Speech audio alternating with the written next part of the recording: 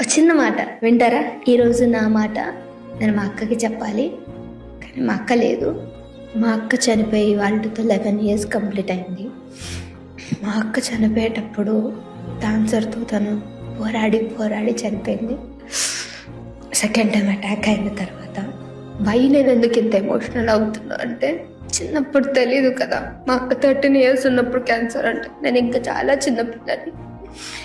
ఇంత చాలా స్ట్రిక్ట్గా ఉంటుంది కదా, చచ్చిపోతే బాగుండు.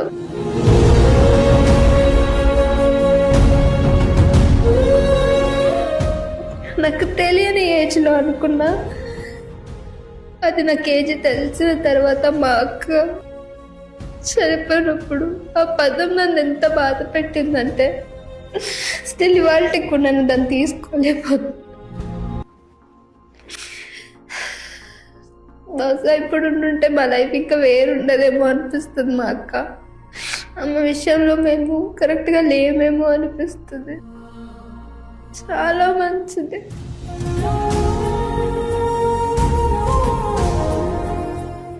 మంచి వాళ్ళని దేవుడు ఫాస్ట్గా తీసుకెళ్ళిపోతారంటారు కదా. ఒక్కటి చెప్పగలను, మీతో ఉండే అమ్మాయి నాన్న మీ అక్క చెల్లెలు ఎవరైనప్పటికీ నేను అనుకున్న వాళ్ళని బాధ పెట్టకండి. వాళ్ళు ఉన్నప్పుడు నిజంగా వాళ్ళ వాల్యూ తెలీదు మనకి. వాళ్ళు ఒక్కసారి దూరం అవుతే అది మనం భరించలేము, అస్సలు భరించలేము. వాళ్ళు ఉన్నప్పుడే వాళ్ళతోటి హ్యాపీగా ఉండండి, బాధ పెట్టే విధంగా మాట్లాడకండి. Love you జ్యోతక్క, I miss you.